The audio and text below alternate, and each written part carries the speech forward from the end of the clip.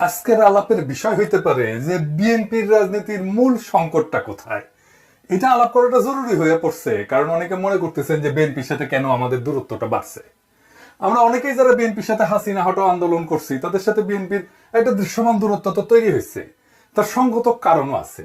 সেই কারণগুলো নানা সময় বলা হয়েছে, আবার আলাদা করে করার দরকার আছে বলে মনে করি না। কিন্তু বিএনপির সাথে এই সংকটটা কি হঠাৎ করে তৈরি হয়েছে? না, এই সংকট অনেক আগে থেকেই ছিল। সেজন্য হাসিনা হটানোর লড়াইয়ে সে নেতৃত্ব দিতে পারে নাই। বাংলাদেশের সবচেয়ে বড় রাজনৈতিক দল হওয়ার পরেও সে 2024-এর বিপ্লবের নেতৃত্ব দিতে পারে নাই। শুরু করি বিএনপির যত ভুল নিয়ে। আসেন আল্লাহর নামে শুরু করি। বিএনপির সবচেয়ে বড় ভুল হইতেছে জিয়াউর রহমানের পজিশনিং শব্দটা মার্কেটিং এর শব্দ। আগে পজিশনিং শব্দ বলতে কি বোঝায় এটা বুঝেনি। এটাতে মার্কেটিং এ বলে প্রোডাক্ট পজিশনিং। এটা হলো মার্কেটিং এর একটা কৌশল, যার মাধ্যমে একটা পণ্যকে গ্রাহকদের মনে একটা নির্দিষ্ট এবং স্বতন্ত্র অবস্থানে স্থাপন করে দেয়। সহজ কথা, এটা হলো গ্রাহকদের মনে একটা ধারণা বা ভাবনা তৈরি করা যে পণ্যটা অন্য পণ্যের তুলনায় কিভাবে আলাদা, কিভাবে তাদের সমস্যা সমাধান করতে পারে। আমি একটা উদাহরণ দিই। ধরেন গাড়ির বাজারের পজিশনিং। ধরা যাক দুইটা গাড়ি আছে, গাড়ির নির্মাতা দুইটা, তাদের পণ্যের পজিশনিং করতেছে। মার্সিডিজ বেঞ্জ, এই যে মার্সিডিজ বেঞ্জ আর টয়োটা, দুটোই গাড়ি একই কাজ করে, তাই না? কিন্তু কোন গাড়িটা কিনবেন, কে কিনবে? মার্সিডিজ বেঞ্জ এটা খুবই উঁচু মানের গাড়ি, বিলাসবহুল গাড়ি, আরামদায়ক গাড়ি। এটা সেফটি স্ট্যান্ডার্ড ভালো, মানে খুব স্পিডে যদি বাঘ ঘুরতে যায় তাহলে এটা উল্টে পড়বে না। বড় লোকই দেখানোর জন্য আর কি, নিজের সম্পদশালী দেখানোর জন্য, সোজা কথা ভাবছে লাগে আর কি। টয়োটা এটা নির্ভরযোগ্য, দীর্ঘমেয়াদী ব্যবহারের উপযোগিতা আছে, দামে সাশ্রয়ী, এটা রিসেল ভ্যালু ভালো, পার্টস পাওয়া যায় সব জায়গায়, তাই না? দুইটা ব্র্যান্ডে গাড়ি তৈরি করে, কিন্তু তারা আলাদাভাবে নিজেদের পজিশনিং করছে যাতে ভোক্তাদের মনে আলাদা আলাদা চিত্র তৈরি হয়। এক গ্রুপ কিনবে মার্সিডিজ আর এক গ্রুপ কিনবে টয়োটা। আলাদা জায়গা সবার। বিলাসবহুল কথাটা শুধু মার্সিডিজের জন্য, টয়োটার জন্য কিন্তু না। টয়োটা যদি বলে আমি বিলাসবহুল তাহলে কিন্তু হবে না। মার্সিডিজ যদি বলে আমার পার্টস সব জায়গায় পাওয়া যায় তাহলে হবে না। প্রোডাক্ট পজিশনিং মানে হলো প্রতিযোগিতামূলক বাজারে পণ্যটাকে এমন ভাবে উপস্থাপন করা যাতে গ্রাহকরা সহজে বুঝতে পারে যে এই পণ্যটা কেন এই পণ্যের চেয়ে আলাদা এবং কেন গুরুত্বপূর্ণ তার জন্য। রাজনৈতিক দলেরও পণ্য আছে, সেটা তারা বেচে। বেচা কেনা কথাটা শুনতে খারাপ লাগলেও এভাবে বললে সুবিধা। তো আওয়ামী লীগের পণ্য কি? সর্দি বডিগার্ড। তারা বলে স্বাধীনতার নেতা, 6 দফা আন্দোলনের নেতা।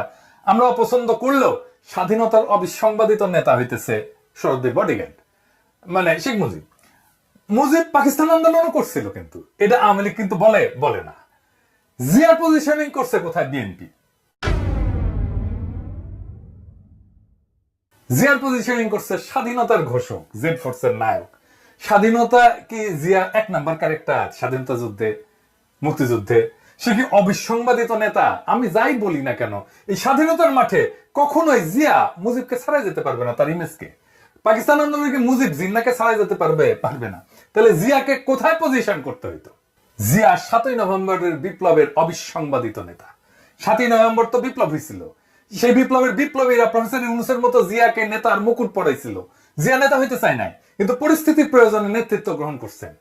ঠিক প্রফেসর ইউনূসের মতো। সক্রেটিস বলছিল সেই শাসকই শ্রেষ্ঠ শাসক যে অনিচ্ছুক ভাবে শাসন ভার নেয়। বাংলাদেশের ইতিহাসে 2 জন অনিচ্ছুক শাসক পাইছি, একজন প্রফেসর ইউনূস আর একজন জিয়াউর রহমান। জিয়াকে উচিত ছিল আগস্ট বিপ্লবের নায়ক হিসেবে পজিশন করা, সেটা বিএনপি করে নাই। জিয়াকে উচিত ছিল অনিচ্ছুক শাসক হিসেবে পজিশন করা, সেটাও সে করে নাই। সে নভেম্বর বিপ্লবকে ওনই করে না, 2024-এর বিপ্লবকে বিপ্লব বলে স্বীকার করতে চায় না। বিএনপি আর তাদের বুদ্ধিজীবীরা বিপ্লব নামটা শুনলে কাপড় নষ্ট করে ফেলে, না জানি কি করতে হবে বিপ্লব কইলে। 2 নম্বর হইতেছে বিএনপির কোনো পলিটিক্যাল বয়ান নাই, মানে রাজনৈতিক বয়ান নাই। তো রাজনৈতিক বয়ান মানে কি? ধরেন আপনাকে যদি বলা হয় আপনার রাজনীতি কি, আপনার উত্তর কি হবে? খুব সহজ প্রশ্ন মনে হয়, কিন্তু গুছায় উত্তরটা দিতে গেলে দেখবেন ঠিক অতটা সহজ মনে হইতেছে না। মানে যদি চিন্তার স্বচ্ছতা থাকে, মানে চিন্তার স্বচ্ছতা মানে অ্যাজিটেটল হয়ে যেতে হবে না। চিন্তার স্বচ্ছতা হলো আপনি যে বক্তব্য দেন, সে বক্তব্যটা কেন দিচ্ছেন, সে বক্তব্য কই থেকে আসছে, সে সম্পর্কে একটা পরিষ্কার আইডিয়া, ধারণা থাকা। এইটারে বলে চিন্তার পদ্ধতি। তো এই চিন্তার পদ্ধতি সম্পর্কে সচেতন থাকাই হইল চিন্তার স্বচ্ছতা, চিন্তা করতে পারা। এটা মেলা কঠিন কাজ। যেটা বলছিলাম যে আপনাকে যদি জিজ্ঞেস করে যে আপনার পলিটিক্সটা মূলত কি, আপনি আসলে কি করেন, কি চান, এই সমস্ত প্রশ্নের উত্তর দিতে গেলে আপনাকে একটা গল্প বলতে হবে। এই গল্পটাই হইতেছে বয়ান। যেমন ধরেন আওয়ামী লীগ কি বলবে যে সে 1000 বছরের বাঙালি জাতীয়তাবাদের রাজনীতি করে।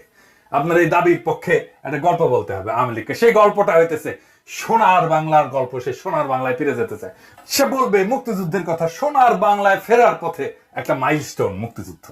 সোনার বাংলায় ফেরার পথে আরেকটা মাইলস্টোন 52 ভাষা আন্দোলন। এখন এই যে বয়ান, এই যে গল্পটা, এটা সমর্থনে যারা থাকবে তারা আওয়ামী লীগের। এমনও হতে পারে সে আওয়ামী লীগকে ভোটও দেয় না, কিন্তু মুক্তিযুদ্ধের এই গল্প, এই ন্যারেটিভ, এই বয়ান, স্বাধীনতার এই বয়ান, এটা সে বিশ্বাস করে। অর্থাৎ আওয়ামী লীগের পলিটিক্যাল ন্যারেটিভে তার কোনো আপত্তি নাই। তাহলে সে ভোট কেন দেয় না আওয়ামী লীগকে? দেয় না কারণ সে মনে করে আওয়ামী লীগ মুক্তিযুদ্ধ নিয়ে যে ন্যারেটিভ দাঁড় করাইছে সেই ন্যারেটিভ অনুযায়ী সে চলতেছে না। মুক্তিযুদ্ধের ন্যারেটিভ সে পালন করে না। অর্থাৎ আওয়ামী লীগ খারাপ হয়ে গেছে। এছাড়া আওয়ামী লীগকে সমর্থন দিতে তার কোনো সমস্যা নেই। এই কারণে দেখবেন অনেকে বলে যে আমি আওয়ামী লীগের না, তবে শেখ মুজিব মুক্তিযুদ্ধকে আমি অন করি। অর্থাৎ আওয়ামী লীগের বয়ানে যে মুক্তিযুদ্ধের ইতিহাস সেটা পবিত্র হইল, আওয়ামী লীগ আর পবিত্র থাকে নাই পরে, সেটা সে মনে করে আওয়ামী লীগ খারাপ হয়ে গেছে।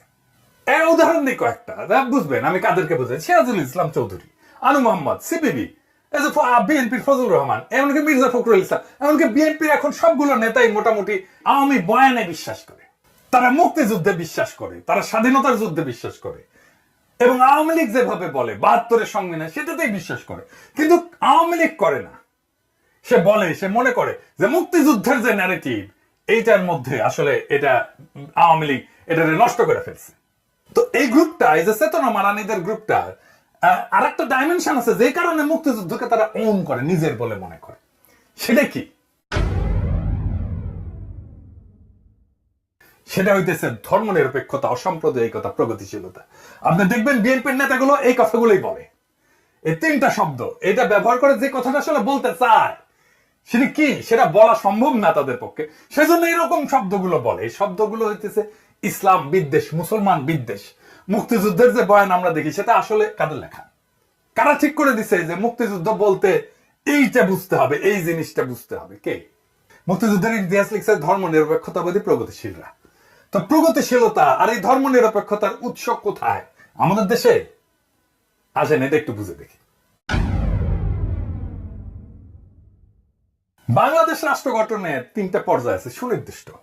1 নম্বর পর্যায়, এই ভূখণ্ডে মুসলমানদের আগমনের পর থেকে ব্রিটিশদের কলোনি তৈরি হওয়া পর্যন্ত, তারপরে সেই কলোনি ভেঙে ভারত ভেঙে পাকিস্তান হওয়া পর্যন্ত, এরপরে বাংলাদেশ রাষ্ট্র সৃষ্টি হওয়া পর্যন্ত।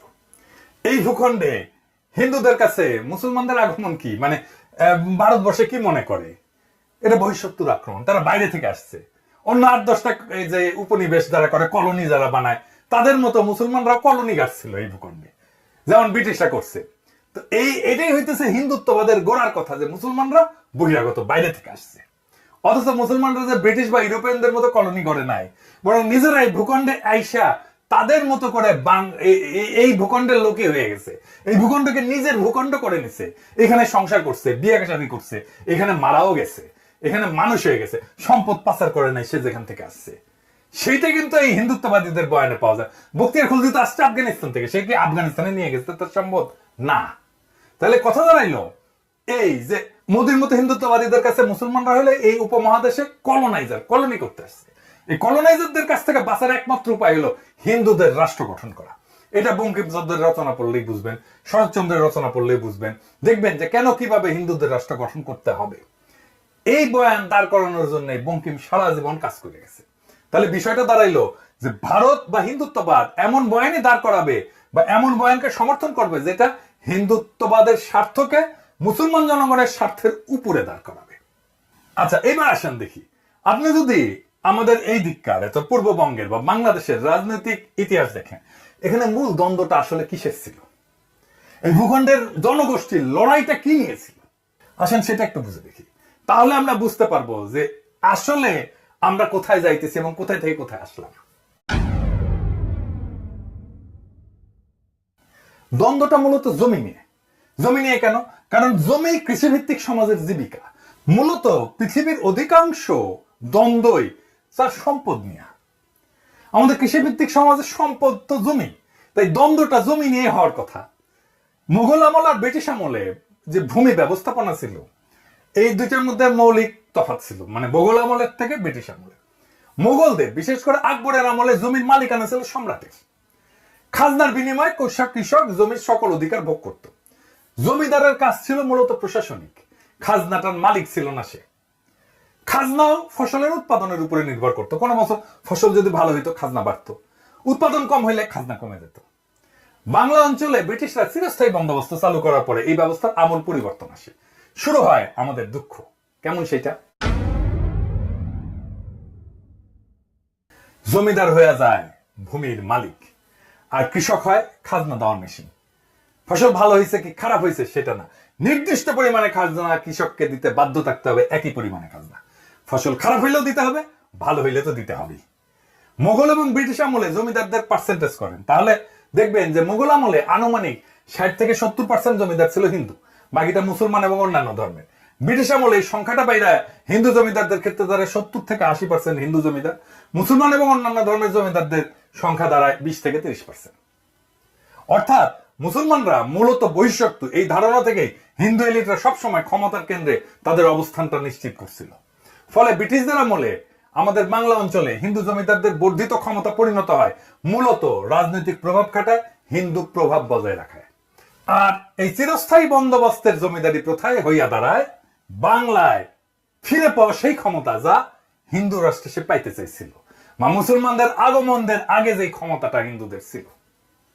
মুসলমানদের আগমনের পরেই প্রথম ব্রিটিশ আসার পরে হিন্দুরা তাদের হিন্দু রাষ্ট্র, মানে মুসলমানদের হঠায় রাষ্ট্র ক্ষমতা তাদের অধীনে নেওয়ার সুযোগটা এমন ভাবে পাইল যেটা মুঘলদের আমলে ছিল না। তো হিন্দু রাষ্ট্র বানানোর পথে জমিদার শ্রেণীর যে রাজনৈতিক প্রভাব, সেই প্রভাবের বিরুদ্ধে বিরোধিতা করবে কারা? মুসলমানরা, কারণ তারাই প্রজা। মনে রাখবেন যে এই বিরোধিতা গরিব কৃষকদের জমির মালিকানা আদায়ের আন্দোলন। কৃষকদের দিক থেকে এই আন্দোলন কোনো মুসলমান রাষ্ট্র গঠনের স্বপ্ন না, বা মুসলমান রাজত্ব ফিরে পাওয়ার স্বপ্ন না, সে ধর্ম প্রতিষ্ঠা করতে আসতেছে না। এটা স্রেফ জমিদারি প্রথার নিষ্পেষণের বিরুদ্ধে প্রতিবাদ। আন্দোলনের নেতৃত্ব কারা দিচ্ছে আপনি যদি নাম দেখেন, এইটা দেখেন ফকির মজনু শাহ, হাজী শরীয়তুল্লাহ, দুদুমিয়া, তিতুমির, নুরুদ্দিন। এই আন্দোলন করছে মুসলমান হিন্দু কৃষকেরা মিলে, যারা হিন্দু জমিদারদের নিষ্পেষণ থেকে বাঁচতে চাইছিল। বাংলা অঞ্চল মানে পূর্ব বাংলা অঞ্চল, আজকে যেটা বাংলাদেশ, সেটা মুসলমান অধ্যুষিত হয়। এখানে মুসলমানদের পরিচালিত বিদ্রোহগুলাই এই জনপদের জনগণের রাজনৈতিক চিন্তার গঠনে সবচেয়ে শক্তিশালী প্রভাব রাখছে। দেখেন হাজী শরীয়তুল্লাহ প্রশ্ন উঠাচ্ছে যে জমির মালিক তো আল্লাহ, কোন মানুষ না, ফলে জমিদারদের এই জমির মালিকানা আমরা মেনে নেব কেন? একটা গান আছে এই ধারণার উপরে ভিত্তি করে, শুনছেন কিনা জানি না। এটা হইতেছে এরকম: মাঠে মাঠে সোনালি ধান, পরাণ পাগল করে, কয়দিন পরে সেই ধান যাইব জমিদারের ঘরে রে, আমার হিস্সা নাই সেই ধানে, আমি যদি আল্লাহর বান্দা, জমিন ও আল্লাহর, আদম হাওয়ার সন্তান মোরা, সমান অংশীদার রে, আমার হিস্সা যায় কোনখানে? এই যে প্রশ্নের ধরনটা ধর্মীয়, কিন্তু অর্থ কি? অর্থ হইল আমরা এই বেইনসাফি মানি না। অর্থাৎ ইসলাম হয়ে উঠতেছে অন্যায়ের বিরুদ্ধে প্রতিবাদের হাতিয়ার, প্রতিবাদের ভাষা। খেয়াল করেন জমির মালিকানার প্রশ্ন পরিণত হচ্ছে একটা রাজনৈতিক প্রশ্নে। অর্থাৎ ইসলাম শুধু ধর্মে সীমাবদ্ধ থাকতেছে না, এটা পরিণত হচ্ছে মজলুমের অধিকার আদায়ের অস্ত্রে। এই কারণে বাংলাদেশে ইসলামকে শুধু ধর্মে রিডিউস করে নিয়ে আসাটা প্রগতিশীলদের একটা কৌশল। কারণ তাহলেই সে ধর্মকে ব্যক্তিগত বলে ড্রয়িং রুমে আলাপে বিষয় বানায় ফেলতে পারবে, ড্রয়িং রুমে আটকায় ফেলতে পারবে, তার রাজনৈতিক প্রভাব থাকবে না। এর ফিরে যায়, তার মানে আমার রাজনৈতিক প্রশ্ন হচ্ছে যে আমার জমির মালিকানা যারা দেয় না তারা আমার শত্রু। রাজনৈতিক প্রতিপক্ষের জায়গা করে নিচ্ছে হিন্দু জমিদাররা। হিন্দু জমিদার মানে শুধু জমির মালিকই না, সে মূলত তার জমিদারের সকল প্রজার মালিক। জমিদারের বাড়ির সামনে দিয়ে জুতা পরে যাওয়া যায় না, হাঁটা যায় না, জমিদারের ছাওয়া মারানো যায় না, জমিদারের নাতির অন্নপ্রাশনে টাকা দিতে হয়, বেশি খাজনা দিতে হয়। আমার মুসলমান যদি মুখে দাঁড়িয়ে রাখে তাহলে খাজনা দিতে হয় এক্সট্রা, গরু কোরবানি দেওয়া যাবে না, খাজনা দিতে না পারলে পিটায় মেরে ফেলবে, জমিদার পূজা করবে, সেজন্য খাজনা দিতে হবে মুসলমানদেরকে। তখন মুসলমানরা প্রশ্ন তোলে যে আমি কেন হিন্দুর পূজায় খাজনা দেব? এই জমিদারদের নির্যাতনের ইতিহাস জানতে হবে আপনাদেরকে, কি বিভৎস নির্যাতন করত। যাই হোক, ফলে জমিদারি উচ্ছেদের যে প্রকল্প, সেটা শুধু জমির মালিকানা পাওয়ার মধ্যে সীমাবদ্ধ থাকে না, সেটা নিজের জন্য রাষ্ট্র বানানোর একটা প্রকল্পে পরিণত হইতে থাকে। এমন রাষ্ট্র যেখানে কৃষক তার জমির মালিকানা পাবে তো বটেই, সেই রাষ্ট্রে সে মানুষ হিসেবে বেঁচে থাকার অধিকার পাবে। এই প্রেক্ষাপটেই বাংলার মুসলমানরা বঙ্গভঙ্গের পক্ষে দাঁড়াইছিল, কারণ বাংলা ভাগ মানে এই বঙ্গের জমিদারি কলকাতার জমিদাররা হারাবে, তার মুক্তি ঘটবে। আর এই বঙ্গভঙ্গের বিরোধিতা করছে রবীন্দ্রনাথরা, কারণ জমিদারি গেলে বজরাই বৈশা নিশ্চিন্তে প্রেম সঙ্গীত লেখা যাবে না, জমিদারি যাওয়া মানে পেটে টান পড়া। তাই লিখতে হইল আমার সোনার বাংলা আমি তোমায় ভালোবাসি। এই সোনার বাংলা কোনটা? এইটা। কোন ভূখণ্ডকে রবীন্দ্রনাথ সোনার বাংলা বলছিলেন? এইটা। রবীন্দ্রনাথের সোনার বাংলা এইটাই। শুধু জাতীয় সঙ্গীত নিয়ে হালকাও না কইরা এই সোনার বাংলা আইনা ঠিক বা আমার বাকশালীরা। কিন্তু পরিহাসের বিষয় হলো পূর্ব বাংলা তাকে ভালোবাসে না। কিন্তু এই জমিদারি রক্ষার গানটাই হয়ে দাঁড়ায় জমিদার বিরোধী জনগণের রাষ্ট্রের জাতীয় সঙ্গীত। কি তামাশা! এই জমিদার বিরোধী আন্দোলনে আসলে কি ঘটে? হিন্দু জমিদারদের যে অর্থনৈতিক, রাজনৈতিক আর সাংস্কৃতিক প্রভাবের কথা বলছি, সেই প্রভাবে প্রথম সংগঠিত আঘাত হয়ে নেয় এই মুসলমান কৃষকেরা। ফলে এই যে জমিদার শ্রেণীর যে আধিপত্য এবং আপামর হিন্দুদের যে আধিপত্য, তার উপরেও আঘাত পড়ে। একজন হিন্দু কৃষক এবং মুসলমান কৃষকের মধ্যে তফাৎ হইল যে ওই হিন্দু কৃষক মানসিকভাবে জমিদারদের সাথে অবস্থান করে, আর মুসলমান কৃষকটা থাকে দ্বিতীয় শ্রেণীতে। এমন তথ্য আপনি ইতিহাসেই পাবেন। জমিদার বাড়িতে দুই কৃষক গেল, একজন হিন্দু আর একজন মুসলমান। একজন বসলো পাটিতে আর একজন বসলো মাটিতে। কে মাটিতে বসলো বলে মনে করেন? মুসলমান কৃষক। দরিদ্র কৃষক হইলেও শুধুমাত্র হিন্দু হওয়ার কারণে আপনি সাংস্কৃতিক ভাবে শক্তিমান হয়ে উঠবেন, নিজের শক্তি ফিল করবেন। এটা আপনি দেখতে পাবেন, এখনো দেখতে পাবেন যে আওয়ামী লীগের কাছ থেকে জীবনে একটা উপকার পায় নাই, কিন্তু বাঁচায় নাই। কিন্তু জুলাইয়ের গণহত্যাকে অস্বীকার করে এমন আওয়ামী সমর্থকের দিকে খেয়াল করে দেখলে বুঝবেন এরা আওয়ামী লীগ ক্ষমতায়, এই চিন্তাটাই তাকে ক্ষমতাবান করে তোলে। সে মনে করে আমি ক্ষমতার একটা অংশ, আমার একটা আলাদা ক্ষমতা আছে। ফলে মুসলমান কৃষক যখন হিন্দু জমিদারদের বিরুদ্ধে বিদ্রোহ করে, তার মনে তখন এই ব্যবস্থা উচ্ছেদের স্বপ্ন থাকে, স্বপ্ন থাকে নতুন রাষ্ট্রের। এই রাষ্ট্রের স্বপ্নই তাকে দেখাইছিল পাকিস্তান, দেখাইছিল জিন্নাহ। ফলে পূর্ববঙ্গের মুসলমান এই পাকিস্তানের পক্ষে দাঁড়ায়। পাকিস্তান রাষ্ট্রের ধারণা আসছিল মূলত গান্ধীদের হিন্দুত্ববাদী ভারত বানানোর বিরোধিতা থেকেই। মুসলমানরা এই দেশে বহিরাগত শত্রু, এই ধারণার কন্টিনিউশন, ধারাবাহিকতা হইতেছে কংগ্রেস। যা বলতেছিলাম যে এই পাকিস্তান যখন বলে যে আমরা জমিদারি প্রথা উচ্ছেদ করে দেবো, তখন পূর্ববঙ্গের মানুষ কোনো দিকে না তাকায় তাকে সমর্থন করে। কারণ এমন একটা রাষ্ট্রের স্বপ্নই তো তারা এতদিন ধরে দেখছে। পাকিস্তান সৃষ্টি করতে চাওয়া আর গরিব মুসলমান কৃষকের পাকিস্তান রাষ্ট্র বানানোর প্রশ্নের সমর্থন দেওয়া এক না, এটা একটু মনে করাই দিতে চাই। পূর্ববঙ্গের জনগণের সমর্থন নেওয়ার জন্যই মূলত এই কথার উদ্ভব হয়েছিল এবং জনগণ তাতে সায় দিছিল স্বাভাবিকভাবে। তো স্বাদের জমিদারি উচ্ছেদ হয়ে যাবে, এটা মানা স্বাভাবিকভাবে অসম্ভব হিন্দু জমিদারি এলিটদের জন্য।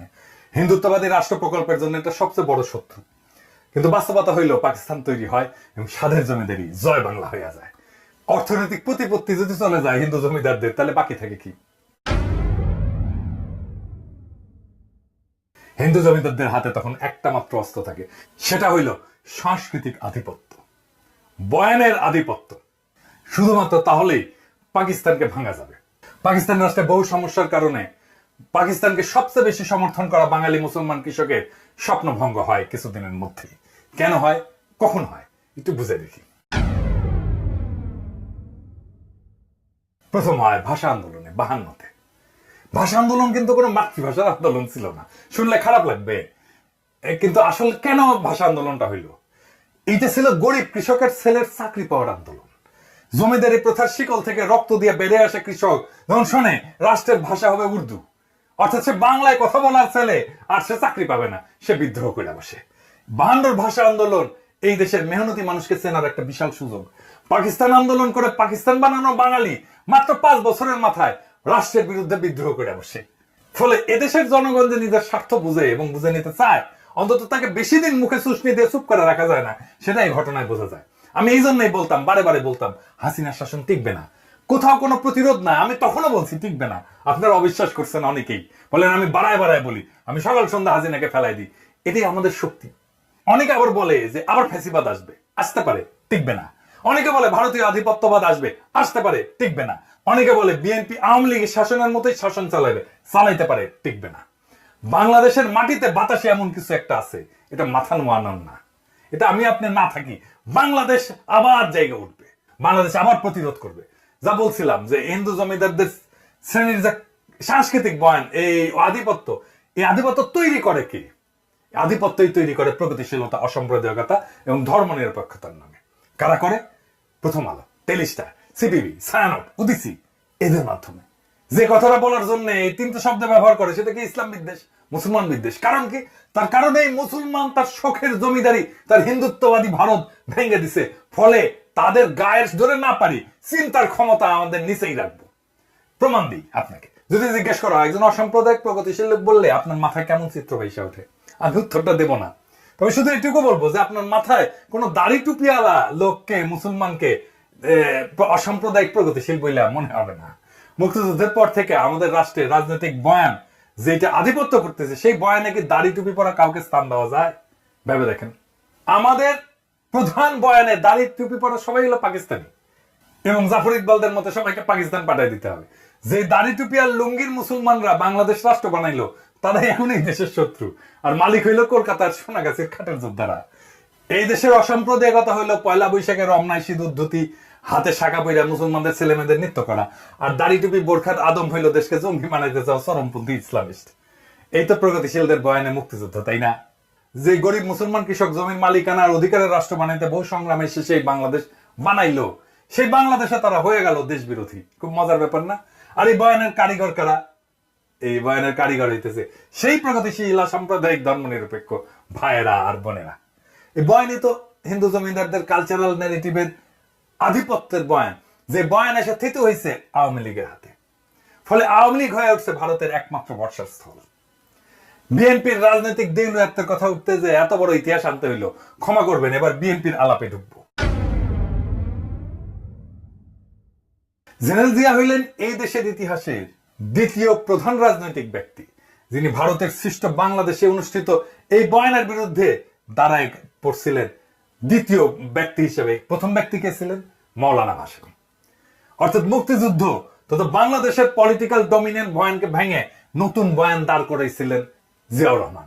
তিনি যে খুব শক্ত বয়ান দাঁড় করাইতে পারছিলেন তা না, তবে আওয়ামী বয়ানের বাইরে তিনি আসতে পারছিলেন। ফলে ভারতের হেজিমনির বাইরেও যে এদেশে পলিটিক্স করা যায় সেটার পথ তিনি দেখাইছেন। এমনকি মৌলানা ভাসানী ক্ষমতায় আসতে পারেননি, জিয়াউর রহমান ক্ষমতায় চলে আসছিলেন। সো মৌলানা ভাসানীর চেয়ে এক ধাপ আগায় জিয়াউর রহমান ইন্ডিয়ার কালচারাল ডমিনেন্স পলিটিক্যাল বয়ানের বাইরে নতুন একটা রাজনৈতিক চিন্তা দেখাইছেন এবং সেই চিন্তাকে ক্ষমতাশালী করে তুলছেন। আজকের বিএনপির অবস্থা কি? আজকের বিএনপি মুক্তিযুদ্ধের কথা বলে, ৭২ সংবিধানের কথা বলে রাজনীতি করতে চাইতেছে। প্রথম আলো ডেইলি স্টারের সামনে জিয়াফত দিলে বিএনপির পুচ্ছে আগুন জ্বলে যায়, আর মির্জা ফখরুল মিছা কথা বলে বক্তৃতা দেয় যে পত্রিকা অফিসে আগুন দেওয়া হয়েছে। এমন বাংলাদেশকে আমরা চেয়েছিলাম।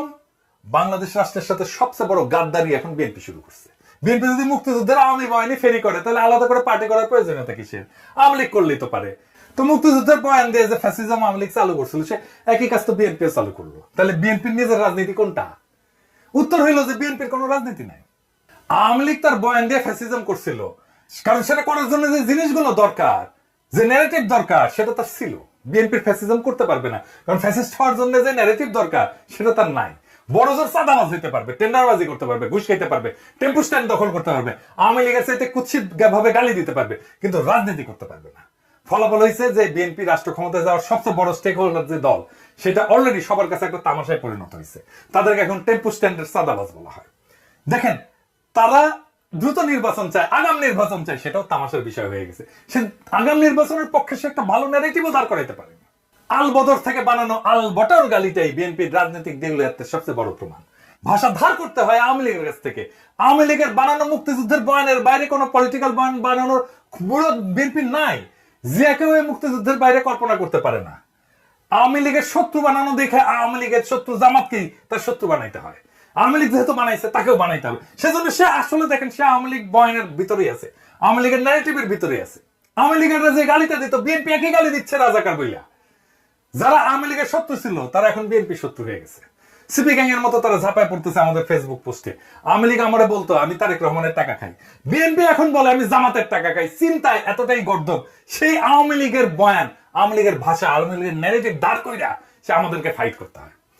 এদের সৃষ্টিশীলতার অভাব থাকার কারণে সে গালি এখন শুধু জামাতের মধ্যে সীমাবদ্ধ থাকতেছে না। এখন যারাই বিএনপি নির্বুদ্ধতা নিয়ে কথা বলে, সবাইকে আলবটর বলে। আমাকে বলে আলবটর কমান্ডার বলে, আমি নাকি আলবটরের কমান্ডার। বিএনপির হয়ে কোনো শিক্ষিত লোক কথা বলে এমন দেখছেন কাউকে? ওই এক ছাড়া, ফাহাম ছাড়া, বিরিয়ানির দোকান থেকে চান্দা তোলা লোক, সে হচ্ছে বিএনপির অনলাইন সিপার সাভার। তাহলে বিএনপির পক্ষ নিয়ে একটা কথা বলার লোক থাকলেও কেউ না। বিএনপির পক্ষ নিয়ে আসলে কথা বলতে গেলে আপনি আসলে বলবেনটা কি, আপনার বক্তব্যটা কি? বিএনপি রাজনীতি কেন করবেন? কেন আপনার পক্ষে আমার যেতে হবে? কোনো উত্তর আছে? কোনো উত্তর নাই। এই কারণে দেখবেন আমাকে বিএনপির টপ লিডাররা গালি দেয়, কোনোদিন আওয়ামী লীগের টপ লিডাররা গালি দেয় নাই। কারণ তাদের আমার কথার জবাব দেওয়ার মতো মাল ম্যাটেরিয়াল তাদের মাথায় নাই। হার্দিক মজুমদার যে পয়েন্ট তৈরিতে যে পারঙ্গম, সেটাও তারা পারে না। কেন আওয়ামী লীগের রাজনীতি করবেন এটা বলতে বললে হাবিব মজুমদার যেভাবেই হোক, চেষ্টা করে হোক, সত্য মিথ্যা মিলায় 1 ঘন্টার একটা বক্তৃতা দিয়ে দিতে পারবে। কিন্তু এই বিএনপি সকল মাথায় এক করলেও বাজারি কথাবার্তা বাইরে 2 মিনিটও কথা বলতে পারবে না তারা। চ্যালেঞ্জ দিলাম, পারলে কইরেন। পারলে তো হাসিনার বিরুদ্ধে বয়ান আপনারাই তৈরি করতেন, আপনারা তো করতে পারেন নাই। বিএনপি জনগণের উপরেও ভরসা পায় না, তাই ওয়াকারের কোলে গিয়া ওঠে, ইন্ডিয়ার সাথে নেগোশিয়েট করে। যে বাংলাদেশ তাদের নেতা হিসেবে বরণ করে নিতে তৈরি ছিল, সেই জনতা মুখ ফেরায় নিচ্ছে তাদের থেকে। বিএনপির এই রাজনীতি আত্মঘাতী। বিএনপিতে যদি র্যাডিক্যাল পরিবর্তন না আসে চিন্তা এবং চর্চায়, তাহলে বিএনপির কোনো ভবিষ্যৎ নাই। কথাটা বিএনপি আলাদের ভালো লাগবে না, কিন্তু এটাই